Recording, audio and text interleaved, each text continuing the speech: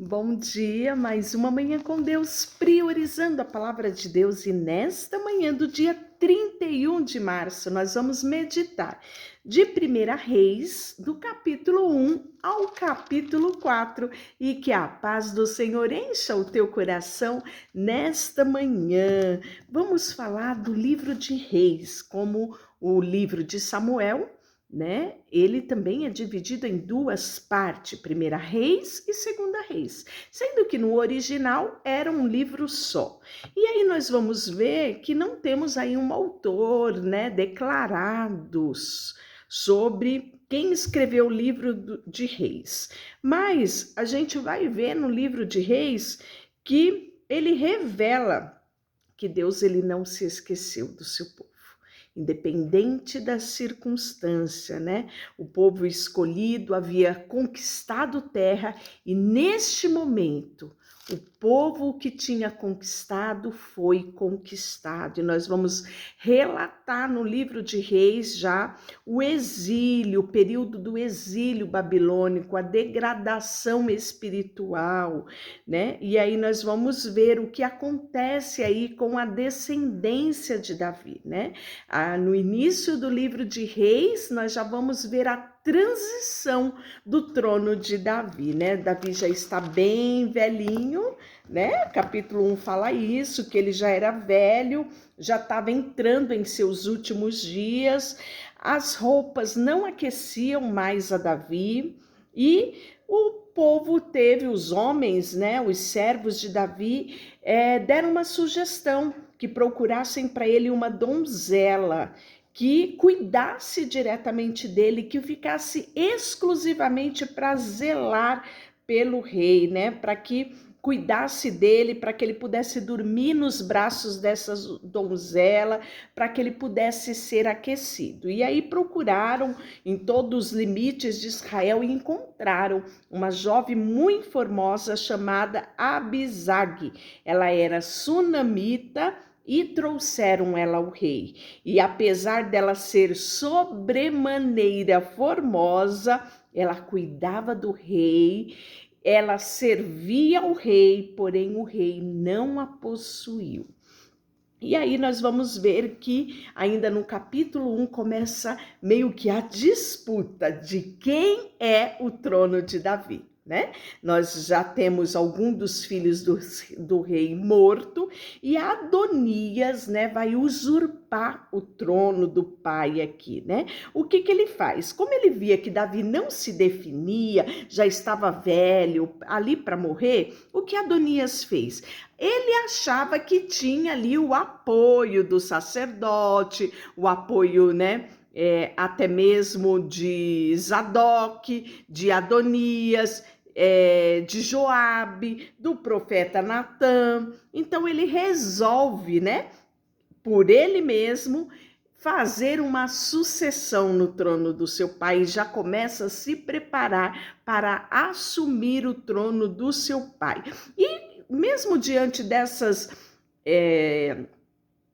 atitudes dele, Davi não recrimina, né? Nós vamos ver um Davi mais uma vez pacífico em relação aos seus filhos. No versículo 6 diz: jamais o seu pai o contrariou dizendo: por que procedes assim?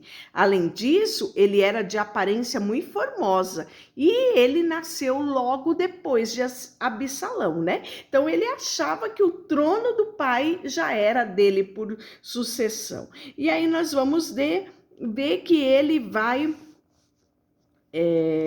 matar bois e vai começar a fazer uma grande festa, né? E aí nós vamos ver que imolou Adonias ovelhas, bois, animais cevados junto à pedra de Zoelete, que está perto da fonte de Rogel, e convidou todos os seus irmãos, filhos do rei, os homens de Judá, os servos do rei, para celebrar.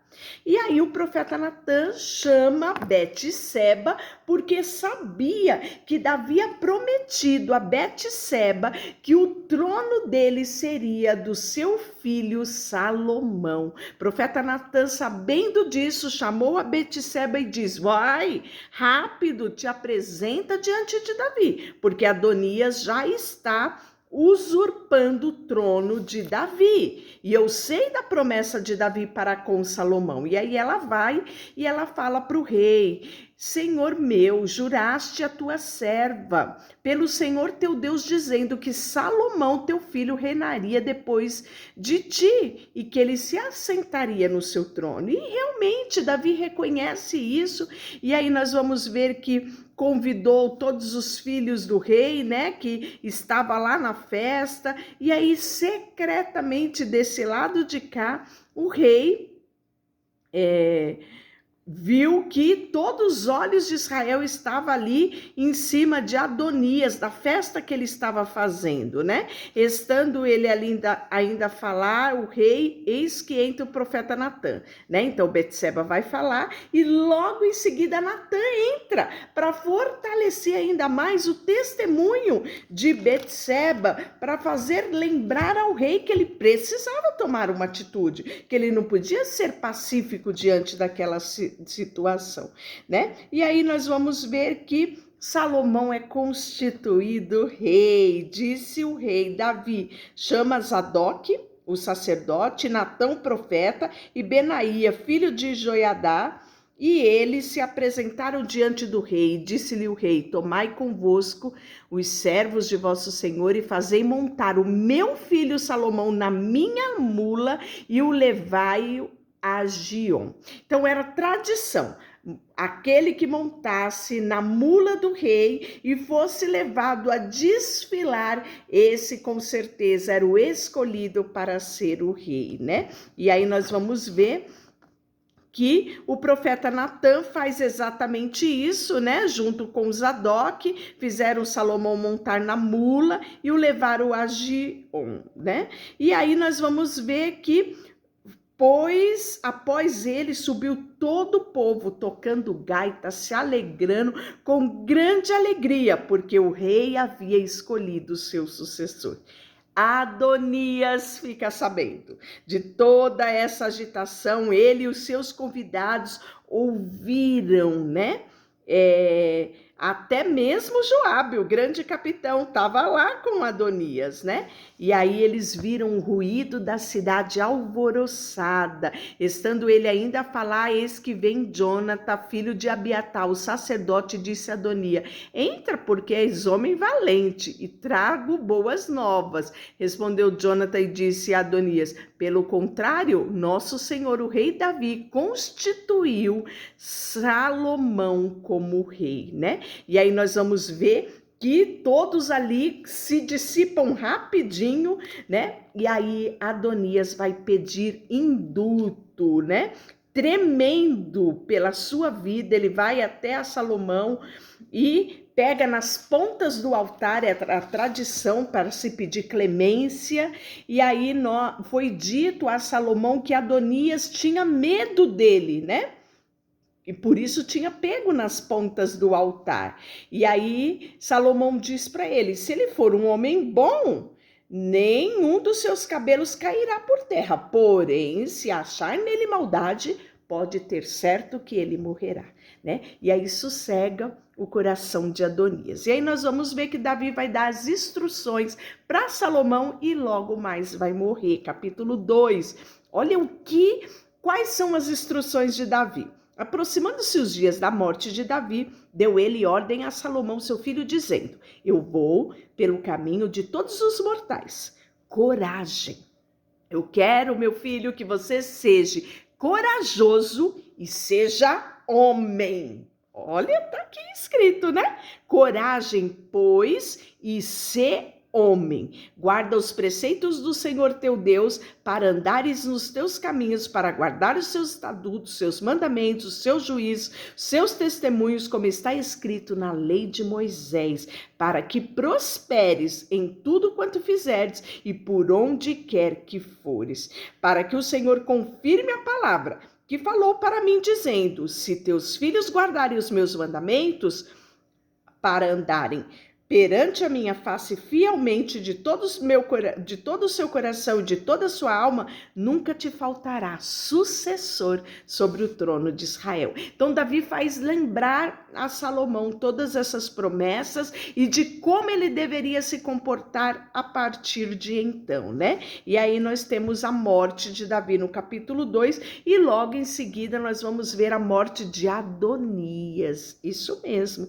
Veio Adonias, filho de Agite, a Betseba, mãe de Salomão. Por quê? Pedir clemência, pedir favor, né? Ele sabia que a mãe de Salomão, Betseba, podia amolecer o coração do rei Salomão, mas Salomão era um homem firme, um homem de palavra, né? E o pedido de Adonias denunciou que no coração dele não havia nada de bom.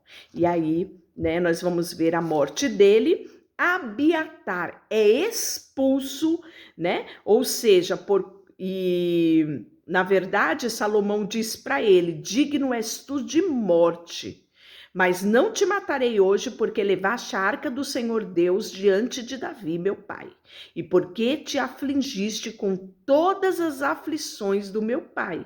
Expulsou, pois, Salomão a Abiatar, para que não mais fosse sacerdote do Senhor, cumprindo assim a palavra do Senhor que dissera à casa de Eli, né? A profecia está lá em 1 Samuel 2:27, né? A profecia contra a casa de Eli. E aí logo em seguida nós vamos ver a morte de Joabe, né? Então nós vamos ver uma limpa na casa do rei Salomão, ou seja, o período de transição do reinado de Davi, todos aqueles homens, né, que claro, seguiram Davi, mas na sua indolência, na sua prepotência, como Joabe, fazia o que bem entendia, né? E muitas vezes agia pelos seus próprios interesses. E Salomão disse um basta às atitudes de Joabe, né? Principalmente porque Salomão lembra ele que ele matou 2 pessoas inocentes, 2 pessoas muito importantes que Davi lamentou. Quem era ele? Abner, né? Comandante do exército de Israel.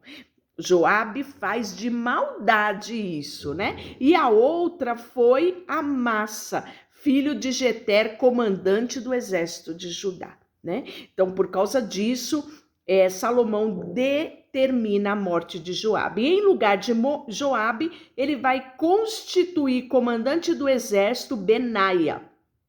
E no lugar de Abiatar, a Zadok por sacerdote. Lembra do Simei, que ficou amaldiçoando Davi, tacando pedra em Davi, quando Davi estava fugindo, né, da perseguição de Absalão? Esse mesmo Simei, né? Era nítido a falsidade desse Simei. Quando Davi voltou, ele tenta bajular o rei, né? Amaldiçoou por uma hora e depois ele, não, rei, não leve isso, né?